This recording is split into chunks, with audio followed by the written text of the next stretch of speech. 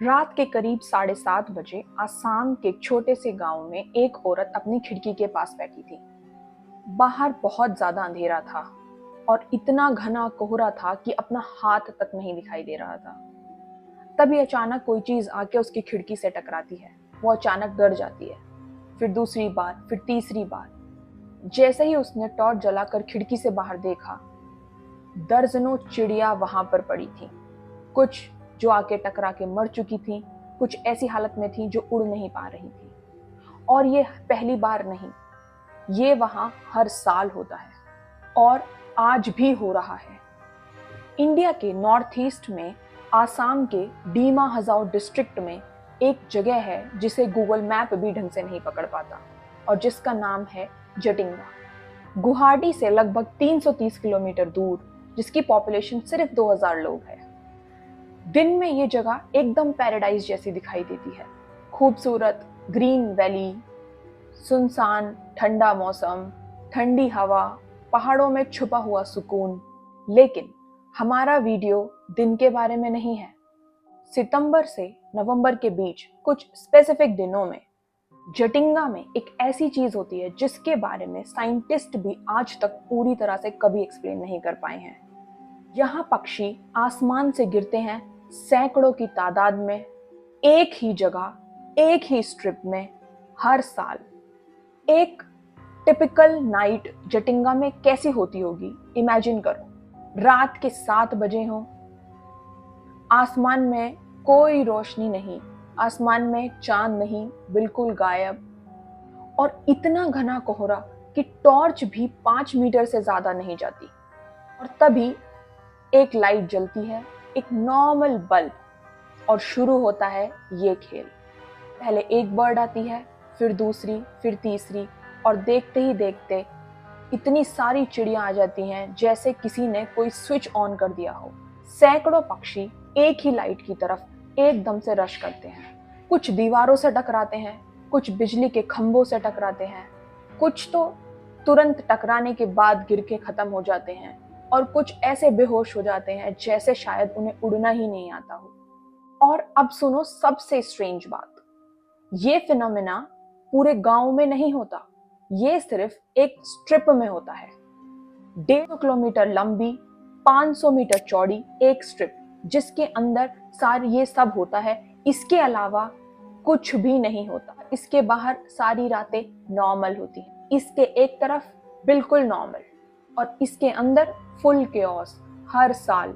आज तक भी कोई भी इसको एक्सप्लेन नहीं कर पाया है कि ये सब एक ही स्ट्रिप के अंदर क्यों हो रहा है। जब मैं इसके बारे में इन्वेस्टिगेट कर रही थी तो मुझे कुछ चीज़ें बहुत कॉमन दिखी जो हर आर्टिकल, हर जगह पर अवेलेबल थी। वो थी एक लोकल की बात, जिनका कहना था कि वो ये चीज़ें बचपन से देखते आ रहे हैं। वो पहले भी डरते थे, वो आज भी डरते हैं, और उनका ये मानना है कि ये सिर्फ बर्ड्स नहीं हैं, ये कुछ और है जो चिड़िया का रूप लेके आता है। यहाँ रहने वाली खासी पनाह ट्राइबल कम्युनिटी का मानना है कि ये बुरी आत्माएं हैं जो चिड़िया का रूप लेके आती हैं, और इसी वजह से एक टाइम ऐसा था जब गांव के सारे लोग रात में ये गांव को छोड़ के चले जाते थे। अब सोच के देखिए, अगर ये सिर्फ एक नेचुरल फिनोमेना होता तो लोग अपना गांव, अपना घर क्यों छोड़ते। 1960s में एक साइंटिस्ट इस मिस्ट्री से इतना ज्यादा ऑब्सेस्ड हो गए थे कि उन्होंने इंडिया के टॉप साइंटिस्ट को यहाँ पे रिसर्च करने के लिए भेजा। इंडिया के great bird scientist doctor Salim Ali इस पर रिसर्च करने आए। Bombay natural history society, zoological survey of India, multiple expeditions, और रिजल्ट कंफ्यूजन। लेकिन इनमें से एक ऐसी थ्योरी है जो इस सिचुएशन को ऑलमोस्ट सॉल्व करती है। वो थ्योरी कहती है कि माइग्रेटरी बर्ड्स ऑलरेडी सितंबर से नवंबर के बीच एग्जॉस्टेड होते हैं। वो हजारों किलोमीटर उड़ के आते हैं। जब घना कोहरा होता है तो वो लो एल्टीट्यूड पे फ्लाई करते हैं, और ऐसे फॉग में उन्हें एक लाइट, एक सेफ लैंडिंग का सिग्नल देती है, जैसे एक लाइट हाउस, और उन्हें लगता है कि वही एक सेफ लैंडिंग होगी। इसीलिए वो उसकी तरफ उड़ते हैं, क्रैश करते हैं, स्टन हो जाते हैं। ये थ्योरी हमें सुनने में अब तक ऑलमोस्ट परफेक्ट लगती थी, जो हमें कन्विंस करने की कोशिश करती है कि शायद इसी रीजन की वजह से ये सब हो रहा हो। लेकिन अब हमारे मन में सवाल आता है कि अगर ये इस वजह से है तो ये बाकी जगहों पर क्यों नहीं हो रहा है, वो सिर्फ एक स्ट्रिप में ही क्यों हो रहा है? इसका जवाब अभी भी हमारे पास नहीं है। तो इसी वजह से ये थ्योरी यहाँ पर खत्म हो जाती है। अब बात करते हैं दूसरी थ्योरी की। दूसरी थ्योरी है मैग्नेटिक डिस्टरबेंस की। बर्ड अर्थ के मैग्नेटिक फील्ड से नेगेटिव करते हैं और अगर उस फील्ड में कोई अनयूजुअल डिस्टरबेंस आ जाए तो उससे वो डिसोरिएंटेड हो जाते हैं। और जटिंगा का स्पेसिफिक ज्योग्राफी दो पहाड़ों के बीच एक नैरो वैली है जो कि एक नेचुरल फनल क्रिएट करता है। Wind pattern, air pressure, magnetic anomalies, ये सब चीजें एक पॉइंट पर कन्वर्ज करती हैं इस 1.5 किलोमीटर स्ट्रिप पर। ये थ्योरी फिर भी सबसे स्ट्रॉन्ग है और आज भी साइंटिस्ट इसी थ्योरी के बेसिस पे खड़े हैं, लेकिन फिर भी इसके कोई भी अभी भी हमारे पास फाइनल प्रूफ्स नहीं है।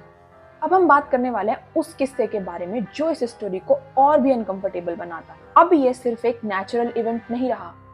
जब भी कोई बर्ड आकर स्टंट होकर गिर जाते हैं तो वहां के लोकल लोग उन्हें मार देते। बर्ड इतने ज्यादा डिसोरिएंटेड होते हैं कि वो अपने आप को बचा तक नहीं पाते और फिर उन्हें खाया जाता है। धीरे धीरे ये एक इवेंट बन गया है, एक फेस्टिवल बन गया है।